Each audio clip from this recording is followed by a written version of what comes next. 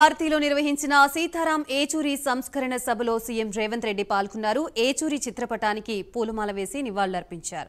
అనంతరం సీతారాం ఏచూరి రాసిన పుస్తకాన్ని ఆవిష్కరించారు. యునైటెడ్ ఫ్రంట్ ఏర్పాటులో ఏచూరి కీలక పాత్ర పోషించారన్నారు. ఆయన జీవితం అంతా ప్రజల కోసమే అర్పించారని కొనియాడారు. జమిలీ ఎన్నికల ముసుగులో దేశాన్ని కబళించాలని బీజేపీ చూస్తోందని రేవంత్ మండిపడ్డారు. ఇటువంటి సమయంలో ఏచూరి లేకపోవడం దేశానికి తీరని లోటు అన్నారు. యూనియన్ ఆఫ్ స్టేట్స్ అనే స్పిరిట్ ని ఈరోజు దెబ్బతీసి జమిలీ ఎన్నికల ముసుగులో తమ ఆధిపత్యాన్ని నిరూపించుకోవాలని చెప్పి బీజేపీ చేస్తున్న ప్రయత్నాన్ని తిప్పికొట్టాలి. ఈ తిప్పికొట్టాల్సిన కీలక సమయంలో సీతారాం ఏచూరి గారు లేకపోవడం ఇది దేశానికే తీరని లోటు. ఇది సిపిఎం కు కామ్రేడ్ కార్యకర్తలకు కాదు.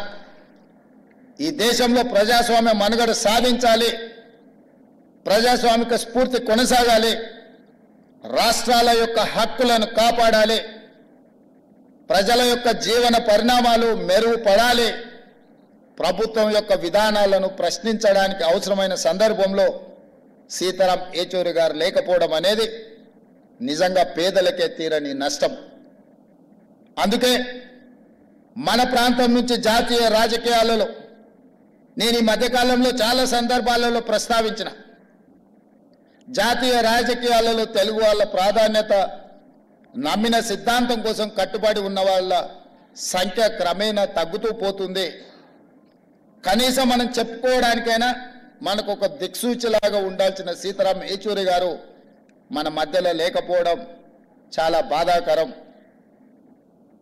ఏది ఏమైనా వారు కేరళలో కాంగ్రెస్ వర్సెస్ కమ్యూనిస్టులు ఎన్నికలలో కొట్లాడిన, జాతీయ స్థాయిలో కలిసి పనిచేసి బీజేపీ శక్తులను నిర్మూలించడానికి కాంగ్రెస్ కమ్యూనిస్టులు కలిసి పనిచేయడానికి సీతారాం ఏచూరి గారు తన సమయస్ఫూర్తితో, సమన్వయంతో దేశ రాజకీయాలలో కాంగ్రెస్ను కమ్యూనిస్టులను కలిసి పనిచేసే విధంగా ప్రజల యొక్క కోణంలో నిర్ణయాలు తీసుకోవడంలో వారు చాలా కీలకమైన భూమిక పోషించారు.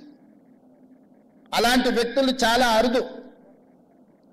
ఈరోజు అలాంటి వ్యక్తులు భూతద్దం పెట్టి ఎతికినా కనిపించేది కష్టమైన సందర్భం.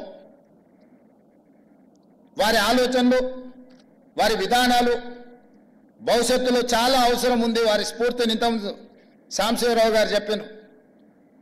వారు మరణించినప్పుడు దేశంలోనే ఉండే అన్ని మీడియా సంస్థలు ఈ దేశంలో ఒక ప్రధానమంత్రి, ఒక గొప్ప స్వాతంత్ర సమరయోధుడు చనిపోతే ఏ విధమైన విశ్లేషణలు, ఏ విధమైన చర్చా కార్యక్రమాలను తీసుకుంటారో సీతారాం ఏచూరి గారు చనిపోయినప్పుడు కూడా అలాంటి విశ్లేషణ, అలాంటి కార్యక్రమాలను తీసుకున్నారు అని అంటే